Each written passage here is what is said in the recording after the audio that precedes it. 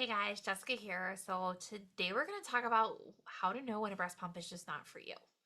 So breast pumps are not all the same. You can see the cabinet behind me is loaded down with pumps. The desk in front of me is loaded down with pumps, and they all work a little bit different. And no two human bodies are exactly the same. So a breast pump can be a great pump. It can be really successful for a lot of people, and it can be a complete flop for you. It happens. But breast pumps aren't cheap. So moms are often struggling to determine, how do you know when to call it? And that's a really tricky question. So we're going to talk about kind of how I, as a professional, get to the point where I tell you I think the problem is the pump and I don't think it's going to work no matter what we do. So the first thing to know, it's okay to just decide you don't like a pump. Just because you bought it doesn't mean it is right for you. If you don't like it, if it's not working, if it doesn't have the features you want, it's okay to sell the pump and go buy something different. We do it all the time. It is okay to decide, even if there's nothing wrong with the pump, even if you could make it work if you did all the things. Sometimes when we have new babies, sometimes when we're breastfeeding, there's just not a lot of bandwidth.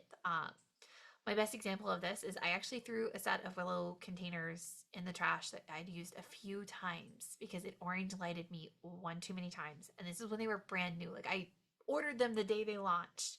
I was so excited. I loved my Willow 2.0 with bags. And then I got the containers and they just kept orange lighting me. And it was before we had as many tips and tricks on how to make them work.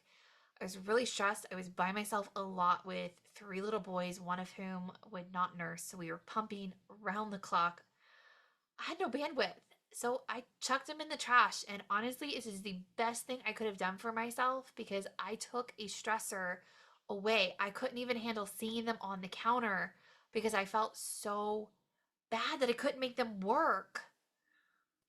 I probably should have sold them. Like, we probably also should have dealt with the fact that I was at my wits' ends where I was chucking stuff in the trash because they were taunting me on the counter. We should probably have addressed that.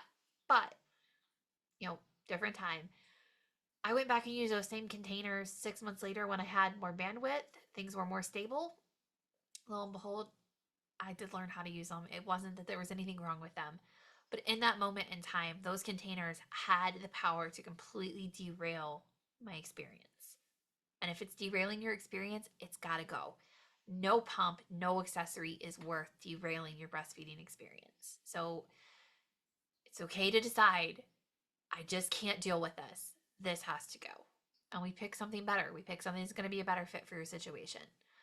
But let's say you actually really, like, you desperately want it to work. What we do to determine whether it's going to work for you, we work on your flange size.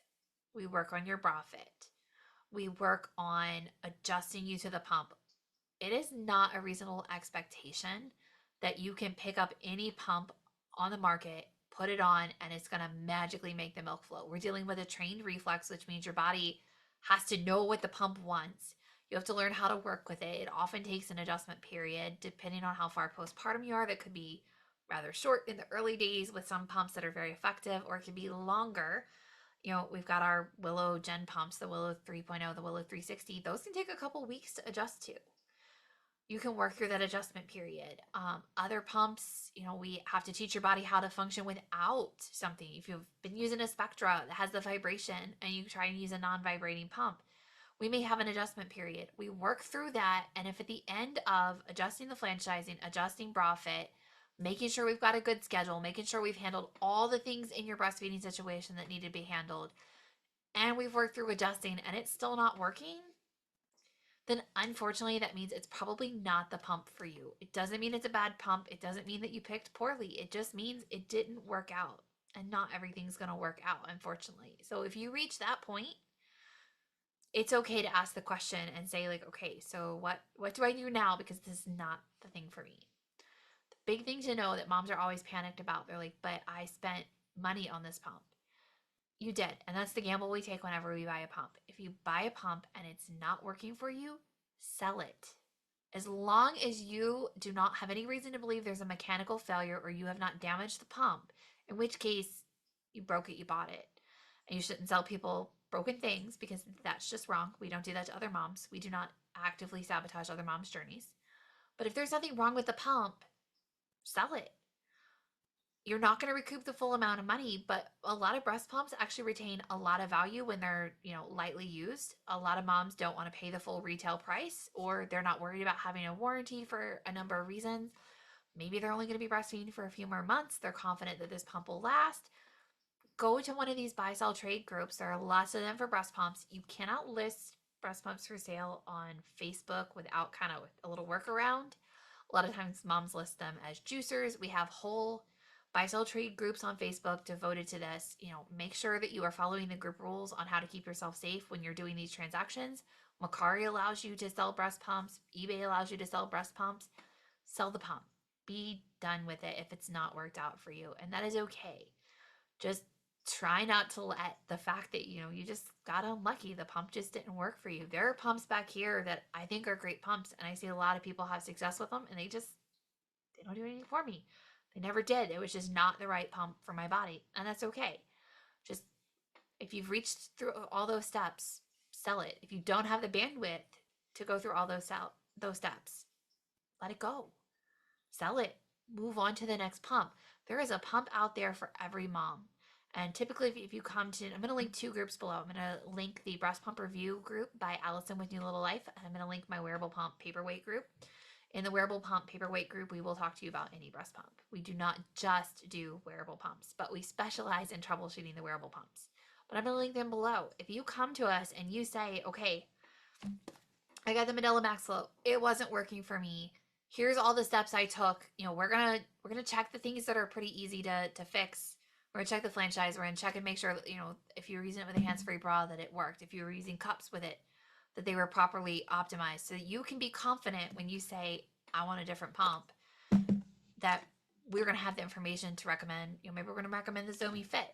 Maybe we're going to recommend the Willow Go. Maybe we're going to say, hey, have you heard of the Arto Alyssa? We want to recommend a pump that has a reasonable chance of working for you. And all 4 pumps that I just showed you in this little clip, just with what was sitting on my desk, they're all vastly different machines. I have moms who respond to some of these and not others, even though I think, 3 of the 4 that I just showed you are great breast pumps.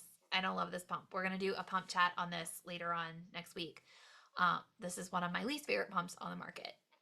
But the other 3 are all great pumps, but are they going to work for everybody? No. So that is my spiel on how do you know when it is time to call it and move on and preserve your peace instead of letting a breast pump undermine you. Breast pumps are a tool. We do not let tools undermine our success.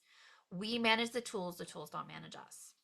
So that is my spiel on that. And if you have any questions, please let me know. If you need help figuring this out, reach out. I can do one-on-one consults with you. You can come to the paperweight group and we can help you as best as we can on Facebook. Not everything can be done on Facebook, but we give it a good go when we can. So let me know your thoughts. Let me know your questions, and happy pumping. Hopefully you don't have to make these type of choices, but if you do, know you're not alone and it will be okay.